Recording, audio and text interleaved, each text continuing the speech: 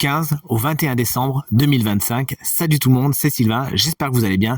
Merci de me retrouver pour le tirage de cette nouvelle semaine que je vous souhaite remplie de plein de belles nouvelles. Let's go. Regardez bien, 3 cartes. La première, c'est le correspondant à votre signe solaire. La seconde, c'est le correspondant à votre ascendant. Et la troisième, vous connaissez la formule par cœur, c'est le correspondant à votre signe lunaire. Pourquoi ? Eh bien, davantage de conseils, davantage de renseignements. L'ordre du tirage des signes de cette semaine est le suivant. On commence avec vous, chers amis, signes de feu, bélier, lion, sagittaire. Pour enchaîner avec les signes de terre, taureau, vierge et capricorne, les signes d'eau, vous prenez la suite, cancer, scorpion, poisson, et on termine avec vous, chers amis, signes d'air dont je fais partie, gémeaux, balance et verseau. Si vous souhaitez réserver un créneau pour une consultation privée avec moi, rien de plus facile, vous trouverez toutes les informations pour me joindre dans la barre de description de cette vidéo, et pour aller encore plus vite, le numéro de téléphone, il est juste ici. C'est parti, place au tirage. Signe de feu, on vous retrouve avec plaisir, les béliers, autant vous dire, la baraka, Super carte que celle du 10 de coupe, je crois que l'imagerie, l'iconographie parle d'elle-même, vous êtes alignés avec vos valeurs, avec les personnes, avec les relations que vous rencontrez cette semaine, ça se passe concrètement bien, tout est bien qui finit bien. Cette carte, c'est le happy end également, ça peut être tout est bien qui finit bien, cuit les petits oiseaux, bref, il y a de bons moments à attendre, notamment en famille cette semaine, et encore une fois, les choses se place comme sur un puzzle, exactement comme il le faudrait. Salut les lions, la carte du diable est à l'envers, n'en ayez pas peur, dans son aspect un petit peu pas sympa, il peut y avoir au niveau du matériel et du financier quelques surprises, vous l'aurez compris, qui sont pas spécialement bonnes, que vous auriez aimé ne pas rencontrer, mais bon, c'est comme ça, vous ferez contre mauvaise fortune bon cœur et vous trouverez les solutions, j'en suis sûr, les plus adaptées. Mais dans sa position beaucoup plus positive, cette carte vous explique que vous savez sortir de quelque chose de toxique, les imbroglios, les situations floues, les situations dans lesquelles vous étiez floué, manipulé, ou vraiment pas à votre place, qui vraiment vous tiraient vers le bas, vous en sortez, vous en voulez plus, et ça, c'est une bonne chose, vous allez vers la délivrance. Chers amis Sagittaires, qu'on embrasse bien fort si vous fêtez votre anniversaire cette semaine, voici la carte de l'ermite, elle est inversée. Vous pourriez vous sentir un petit peu seul avec la carte, puisqu'elle est pas spécialement bien vécue. Pourquoi ? Soit parce qu'on vous l'impose, voilà, on vous met à l'écart, on vous met de côté, ou soit parce que vraiment il y a quelque chose qui fait que vous savez pas quoi en faire. Vous devez peut-être prendre un arrêt de travail et ça vous embête parce que vous auriez aimé finir quelque chose. Bref, le conseil de cette carte, lorsqu'elle est inversée, c'est profiter de ce temps de pause, même s'il est imposé, sans mauvais jeu de mots, pour voir les choses d'une autre façon, faire des bilans, faire des introspections, et quand vous sortirez de votre grotte, vous y verrez encore plus clair. Bonjour chers amis, signe de terre, voici les énergies de votre semaine, tout inversé, égale conseil pour vous. Les taureaux, le 9 de coupe est inversé, cette carte est fantastique lorsqu'elle est à l'endroit puisqu'elle représente les satisfactions pleines et entières. À l'envers, elle représente toutefois le syndrome du glouton. Peut-être que vous avez déjà beaucoup et vous voulez plus. Alors c'est bien de viser haut, mais ça peut peut-être également vous amener sur des pentes un peu glissantes, de toujours vouloir plus, avoir plus gros yeux que gros ventre, et en fait ne pas vous satisfaire de ce que vous avez déjà, ne pas vous rendre compte de la chance que vous avez déjà. Vous voilà prévenu, sachez vous rendre compte et réaliser à quel point il y a déjà pas mal de choses avec lesquelles se satisfaire, et tout se passera pour le mieux. Attention également, chers amis taureaux, aux excès, notamment nourriture et boissons cette semaine. Les vierges, voici une carte à l'envers, le 3 de pentacle. Il pourrait y avoir quelques petits soucis dans les négociations, dans les accords. Vous avez peut-être besoin de travailler avec d'autres personnes cette semaine, d'échanger des points de vue, mais ça a du mal à se faire. Pourquoi ?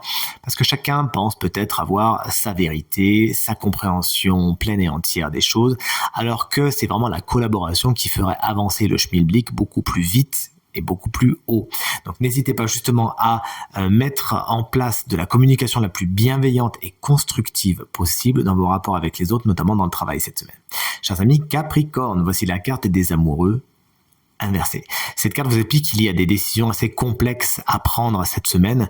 De deux choses l'une, soit vous êtes un petit peu entre le marteau et l'enclume, entre la peste et le choléra, et pourtant il va falloir décider, ou soit on vous impose une décision, vous n'avez peut-être pas le temps de vous retourner, il faudra agir vite et agir bien.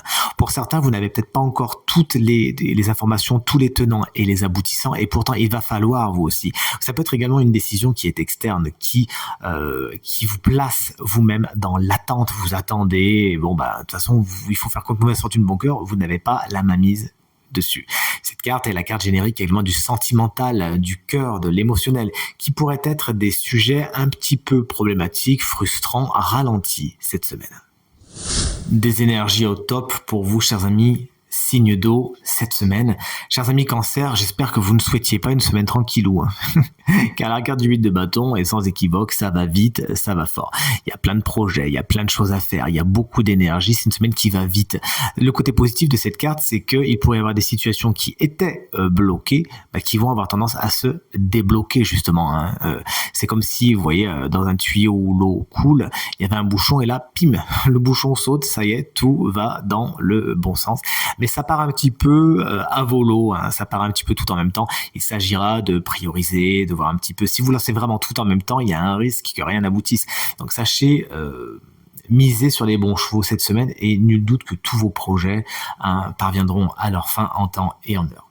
Salut les scorpions, le roi de bâton est une carte superbe au niveau de l'énergie. Vous savez prendre les choses en main cette semaine, les bonnes décisions, mais vous avez aussi les moyens de vos ambitions. C'est avec beaucoup de courage et de détermination que vous actez les idées que vous aviez, avec un plan défini pour la plupart du temps, et vous pourriez même attirer d'autres personnes dans votre sillage grâce à votre charisme, somme toute très naturel.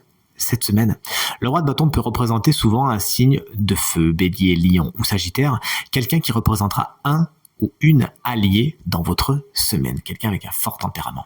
Et chers amis poissons, moi c'est mon signe lunaire, vous regardez bien le vôtre bien évidemment, voici la merveilleuse carte du jugement, qui vous explique que cette semaine, il y a des messages particulièrement importants. La communication est particulièrement importante. Vous pourriez recevoir, c'est mon intuition qui me le dit, des signes justement.